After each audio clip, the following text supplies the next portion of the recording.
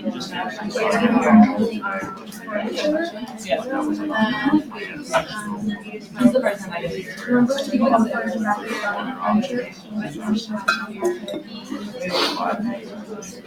right. I got this for the plan. When you're ready. It's already ready. Okay. It's already okay. Yeah. I'm Shay. I will be presenting employee referrals. Sam will be presenting social media recruiting. Lauren will be presenting campus recruiting. John will be talking about internal and external recruiting. And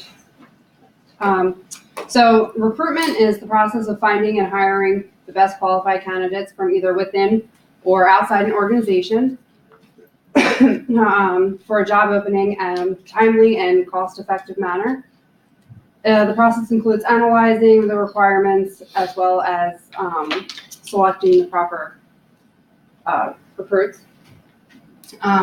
Employees referrals are exactly what it sounds like. The employer is actually asking the employees who they know that would be suitable to fill a position. They do this because most people won't refer somebody that they don't find reliable. Next, they do this to facilitate employee referrals by implementing employee referral programs. It's organized and structured for the employee to use so that they can refer candidates effectively.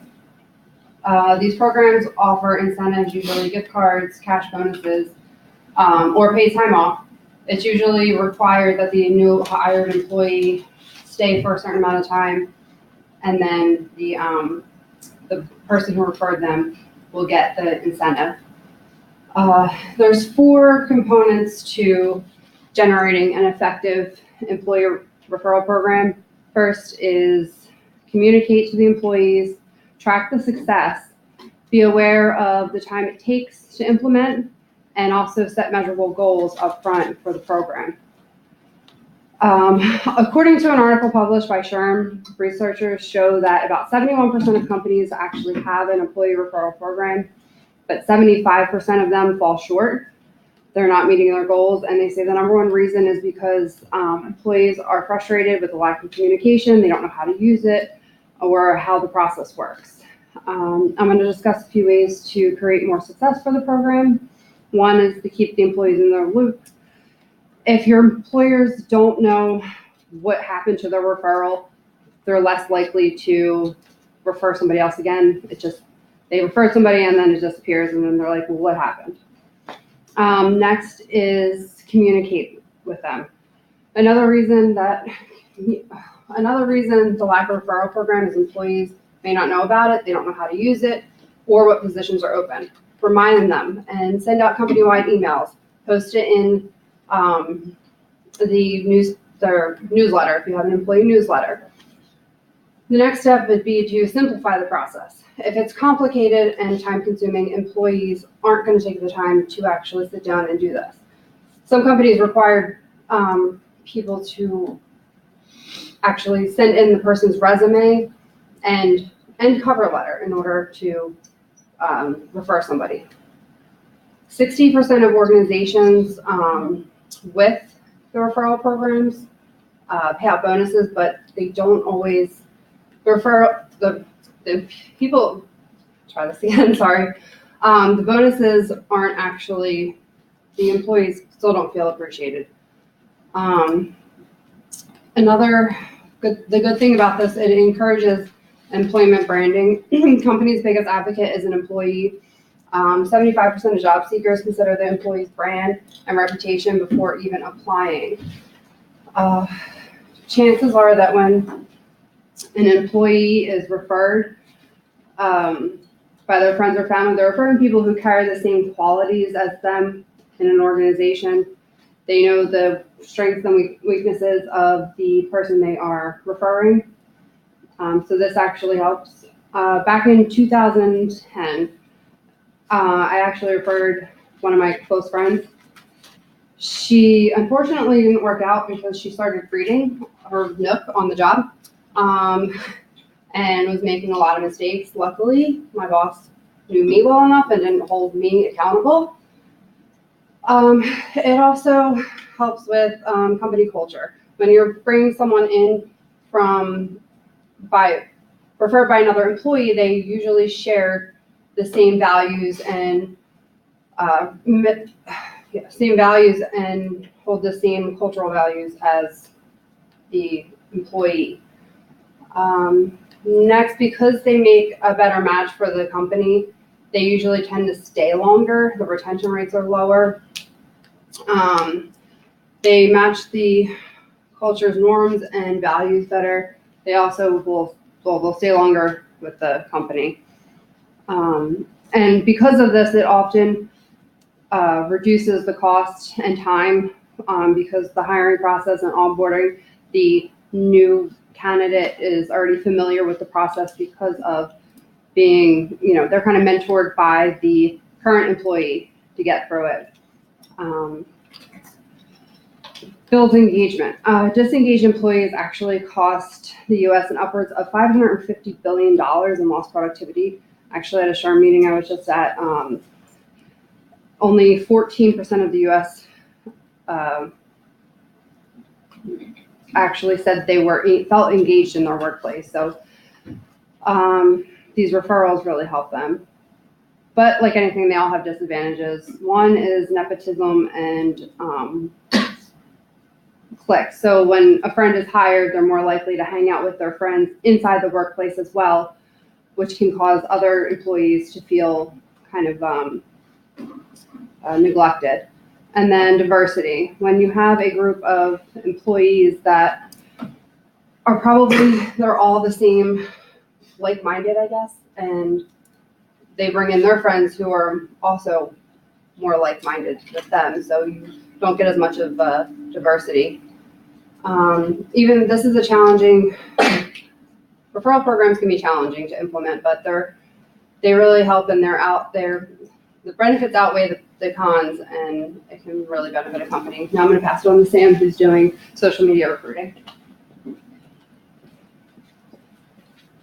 Hi guys, I'm Sam. I'm going to be talking to you guys about social media recruiting. I'm going to tell you in depth what social media is, then give some different tips for different social medias that you guys would be able to use for recruiting and when you're posting different jobs. So what is social media recruiting all about? Social media recruiting is an HR strategy used to attract active job candidates. So things like Facebook, Twitter, and LinkedIn are all really great ways where you can obtain your own media presence, where you can attract a variety of workers when using social media for recruitment. So SHRM actually did a survey on HR professionals that are involved in recruitment to get more of an understanding of organizations' use of social media. What they found was over a third of organizations have taken steps into using social media for recruitment. And this has shown that social media recruitment is growing. So here's some different social media sites that are used for recruitment. As you can see, LinkedIn is the most popular and the most effective site. And then things like Twitter and Facebook, which we will get into more later, are becoming more and more popular for social media recruiting. And this is from 2015. So the stats are more and more popular showing now for those sites. So this is an example from our textbook. Sodexo is a company that provides food and facility management services. And in 2007, they began using social media recruitment methods. Since then, they have saved over $300,000 on traditional recruiting methods. So what Sodexo does is about 50 of the recruiters have been tweeting out about their company culture. And because of this, traffic on the careers website has increased from 52,000 to 181,000. And this is all because of their choice in using social media for recruitment than other traditional methods. So social media recruitment has three major goals. The first is to create a buzz about the company and the organization. The second is to share stories about successful employers in the company. And the third is to share about company culture, kind of like Sodexo did with sharing and tweeting on Twitter about their company culture. And that brought them success through social media recruiting. So small businesses are able to use social media for recruiting because they can use their own social media sites to target their specific audiences. The general store that is down the street from me actually will post on Facebook when they are hiring and what kind of jobs they're hiring for, because a lot of teenagers or high schoolers near me will be looking for jobs, and that allows them to find it through their Facebook page. Now I'm going to go more in depth in tech and more social media sites that you can use and tips per site. But the biggest tip to remember is when you're putting a job on social media, you may spark initial interest from some of the candidates, but the trick is to show your personality as early on as possible as the employer. Bruce Morton from the Allegis Group Services believes social media recruiting is all about getting engaged with people before they really start thinking of you as an employer. So you want to kind of show your personality as an employer before they start thinking of you as that employer or that person that they might be getting hired from, which kind of makes them feel more comfortable. So now going more in depth into specific sites, Facebook has a great advantage because over 2 million active users are on Facebook. So this means that when you post something on like a job outreach, you're going to get more views than any other social media site. And actually 40 countries, employers are able to post stuff on Facebook through social media. So now moving on to Twitter. As we know, when you use Twitter, you have a specific kind of a number of characters that you're allowed to use. So it's important to try to use hashtags. Hashtags are great for using with social media recruiting because you can be specific and then people can search those hashtags. When using hashtags, you want to use hashtags that are specific for recruiting. So Disney uses life at Disney, or specific for job hunting. Disney uses Disney jobs and they're specific to their own company. But then you can also use more general hashtags like job hunt and job opening for anyone who is looking for different kinds of jobs.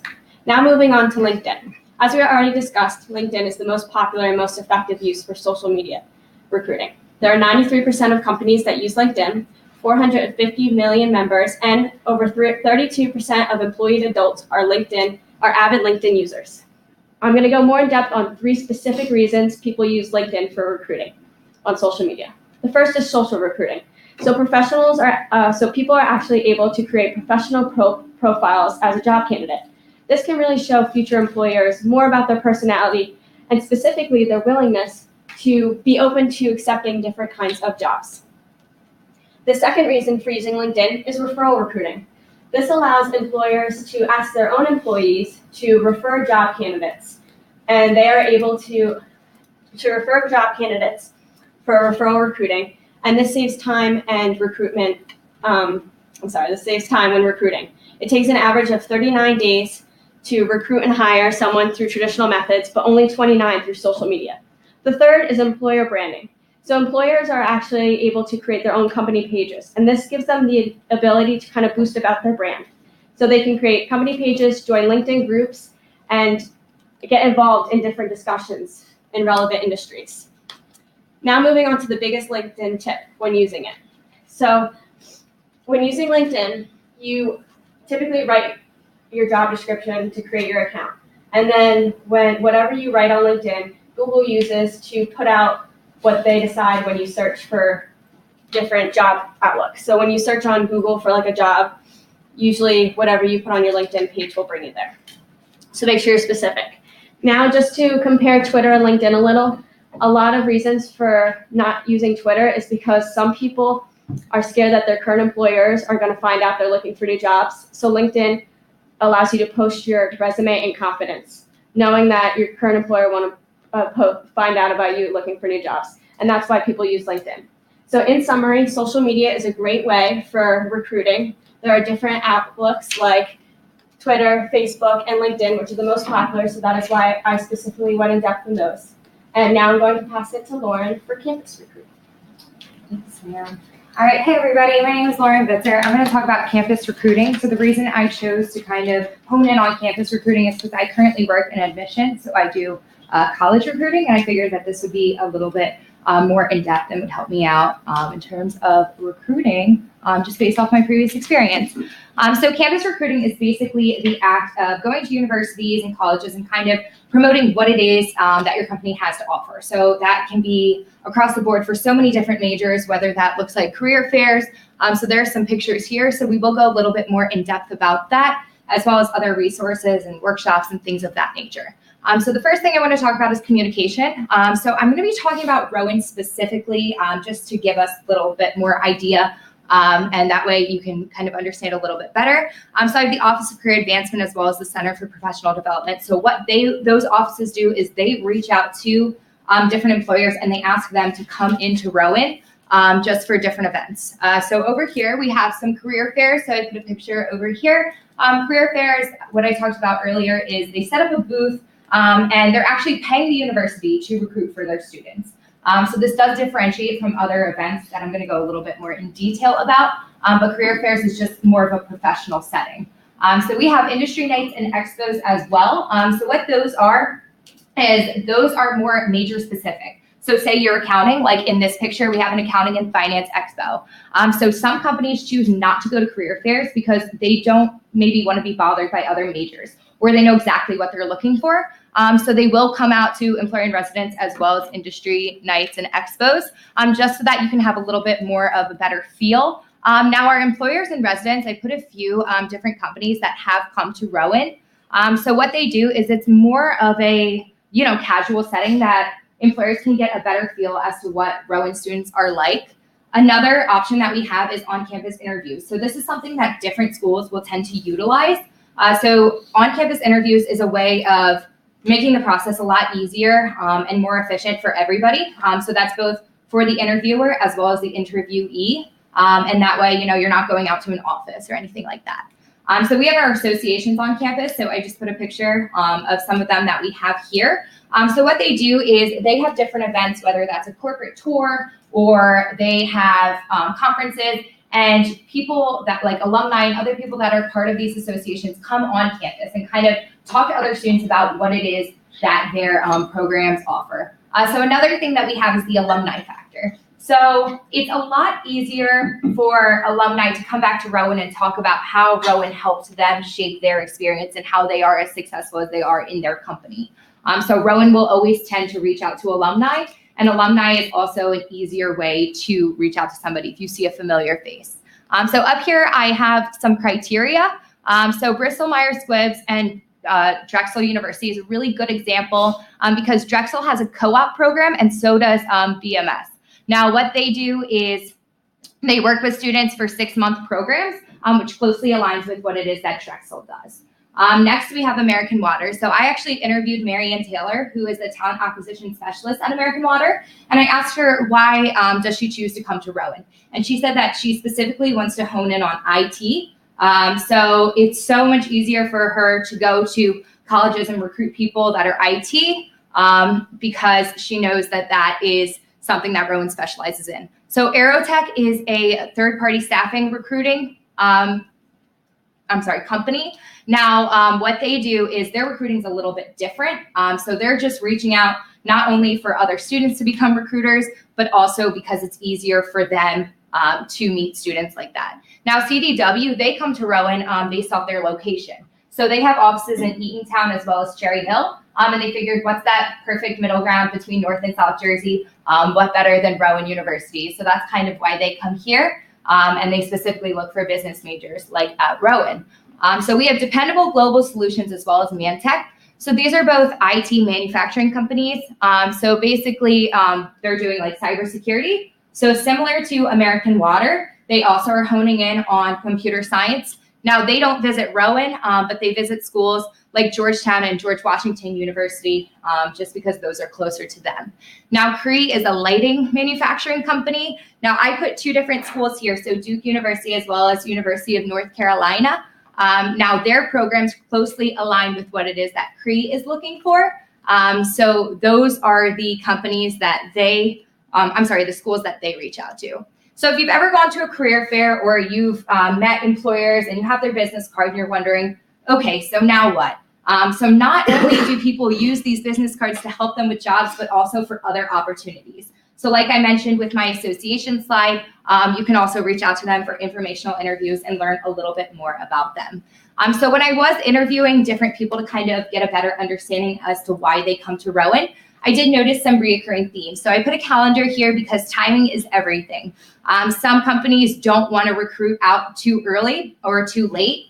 The other thing is industry. So that's that top picture. And then underneath is communication.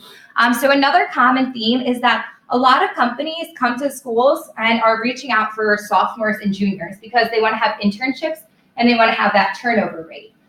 So it's very important a lot of times that they don't offer entry-level roles, but they offer internships that will convert. Now, CDW offers has a 60% conversion rate from internships to full-time opportunities. So on this slide, I put some campus programs. So all of these companies have different programs that are specifically geared for college students, whether they are internships or graduate opportunities, and they specialize because they know people like us, might not have that kind of, upper hand. Now, a personal story is I went to the career fair and I met TTI, and I've actually accepted a full-time job with them. And the reason that they said that they come to Rowan is they took a shot and said, hey, let's just try Rowan. And it ended up being very successful for them. And we were the only Division III school that they had. So now I'm going to take it to John, who's going to talk about internal and external sourcing. All right, hello, I'm John. So I'm going to be talking about internal and external sourcing. There's just different various ways. Also, plus I want to share some personal experiences that where I encountered both internal and also external sources. So promotions is an internal source. Having employees being promoted to higher positions by evaluating their performance in your organization. This comes with more responsibilities, facilities, and also comes with, of course, pay increase. One of the benefits is the employees know the company, and also they're more motivated to work in the company and move up in the company. So a personal experience I have is I was promoted internally through my company. I started as a shift leader at Walgreens. I was promoted to an ASMT, which is assistant manager in training. And in the next month, I should be promoted to ASM after I finish my coding classes. It was just an internal position I was able to do. It wasn't through externally, it was just all internal shift leads were able to do this. So I want to talk about transfers. So transfers is when you're moving to one place of a job to another job in the same company. It comes with different ranks and responsibilities, but most of the time there's no pay increase. This saves money because the employees only need to be trained on the new department, not the whole company itself. So if you're hiring a new person, you can't. So now one is recruiting former employees. Ex-employees are called back if there's a new position open. They know how the company runs, so there would be less training involved.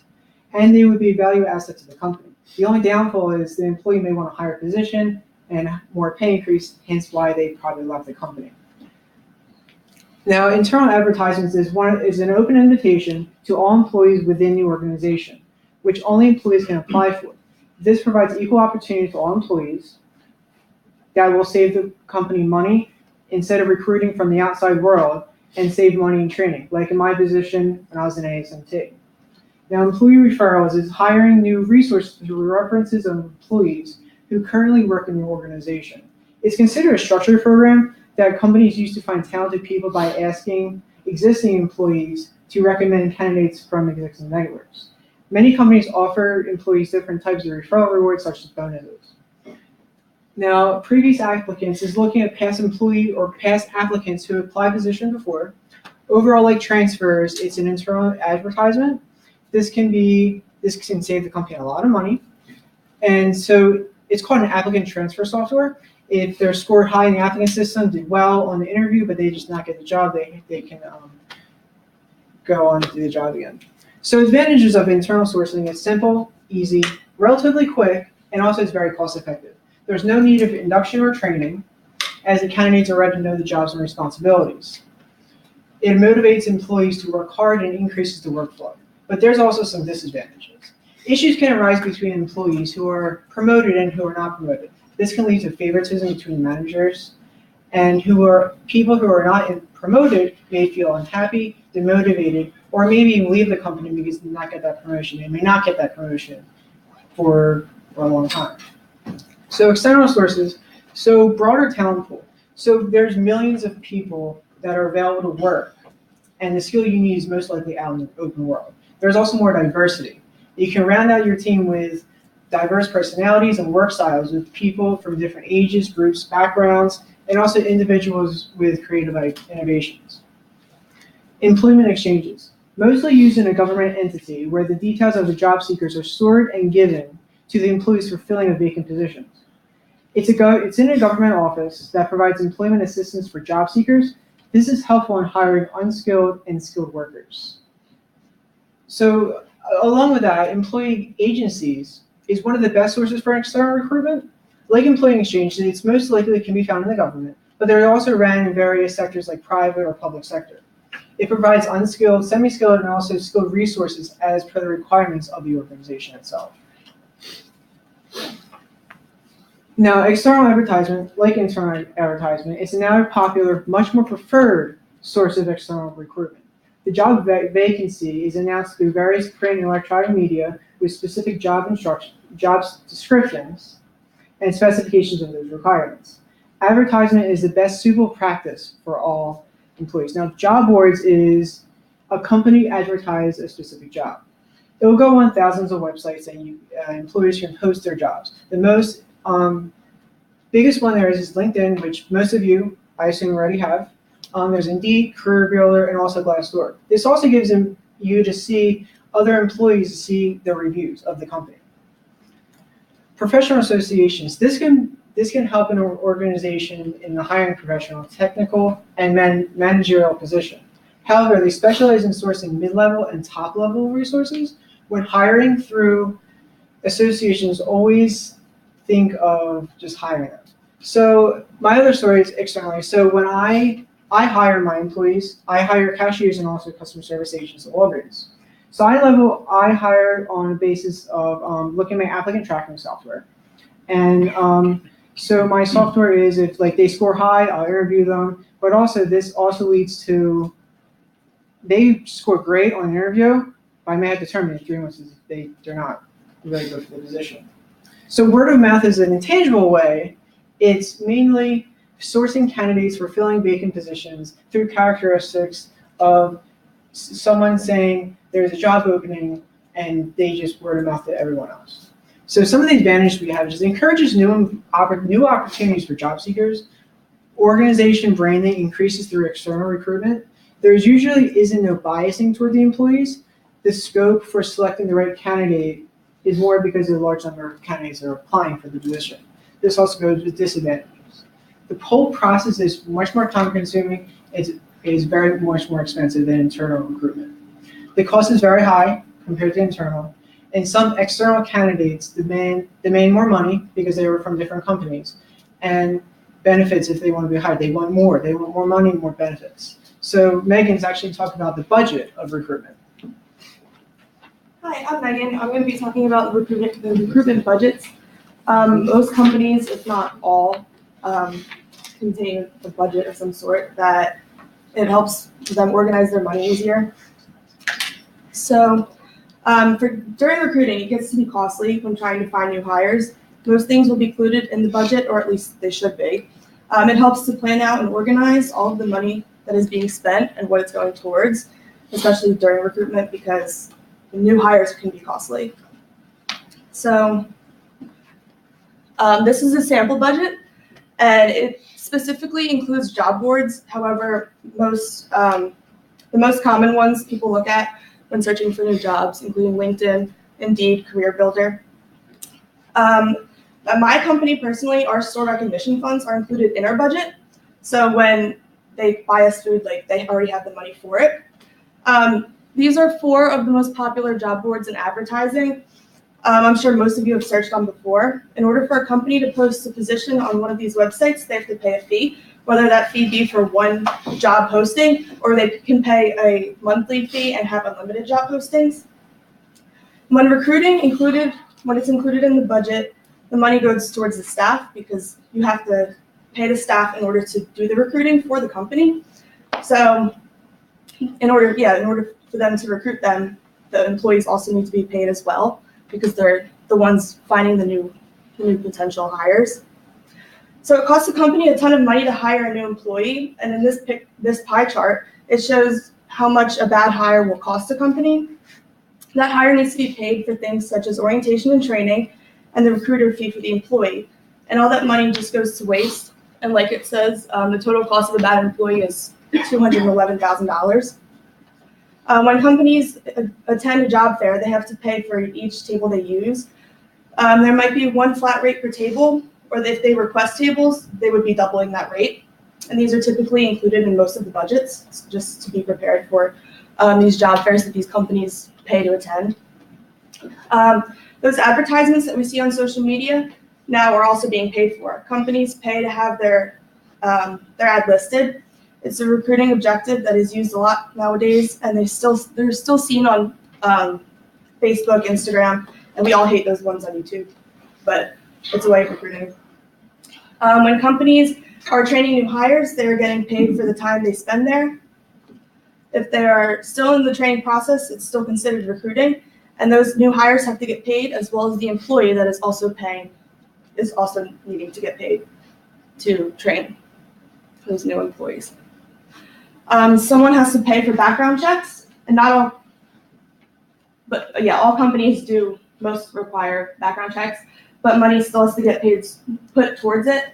So most companies put money in their budget to pay for those background checks. If they see flags coming on your background check, they will ask you about it, or they will just deny your application. And not all companies require drug screens, but someone has to pay for them if they do. So the companies requiring them typically put money aside to have those drug screens done so that the new hires don't have to pay for them themselves. But operating systems can also be expensive, and when adding new hires to the team, that's more money being used and put aside to use those operating systems.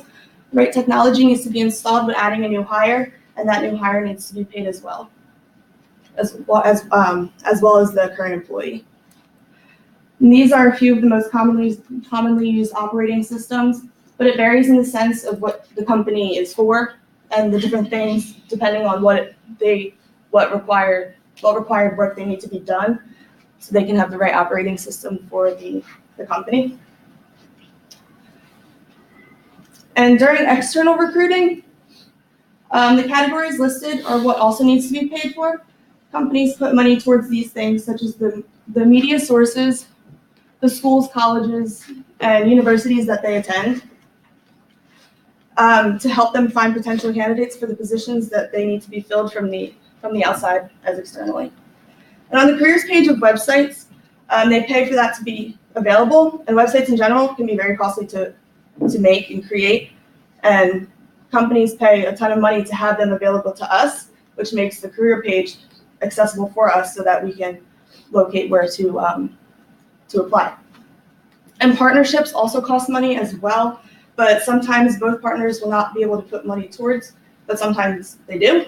And this helps with recruiting because maybe one partner doesn't have a certain job that the candidate is looking for, but the other company can, so that other company would be able to have someone apply for it. And for job fairs and popular recruiting events, you'll oftentimes see like little water bottles or hand sanitizers, pens, pencils. Companies put items out for candidates to take while they wait, and to help make them memorable. If there's something that sticks out to them, they'll always remember that. And program materials, depending on what is needed, can be very costly. Books and manuals aren't cheap, and companies pay for those to be used. These are typically used for orientations for new hires to explain what the company is about, and it helps the new hires learn. Sometimes employees need to travel to events such as job fairs, and the company will pay them back. They'll be reimbursed, and usually that reimbursement is also included in the budget, so they don't have to pay out of pocket. And if they do pay out of pocket, oftentimes they will be reimbursed, especially for travel expenses, because that can get very expensive, like air tickets and things like that. And when we attend the job fairs, we often see the brochures that describe what the company puts out and the positions that they're recruiting for. It costs money to supply these because someone has to make them, so that person needs to be paid, and the ink and the paper and their time is also valuable, so they want to make that accessible.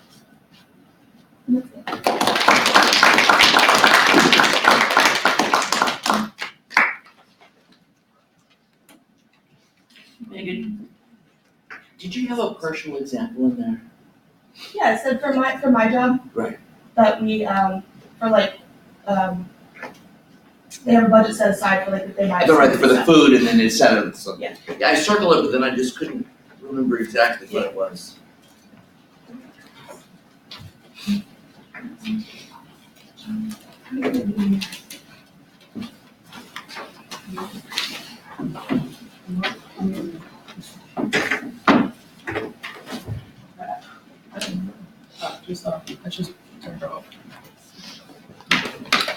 Pass this around.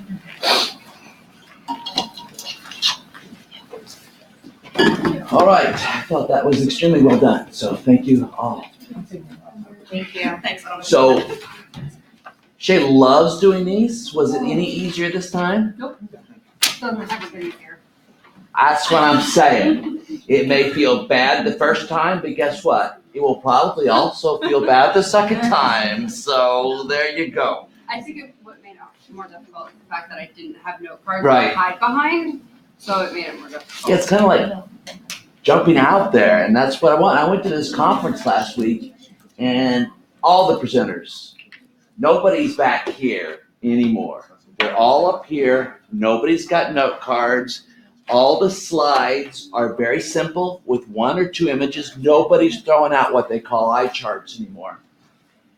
And they're talking, and I almost took my rubric that I use and go through, because they're all walking in their little triangles. It's like there's formulas out there now, and they're telling personal stories. But it's the way that we digest information, I think.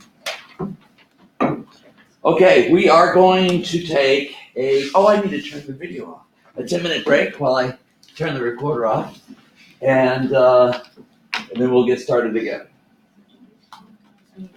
Let's see, 36 minutes, 32.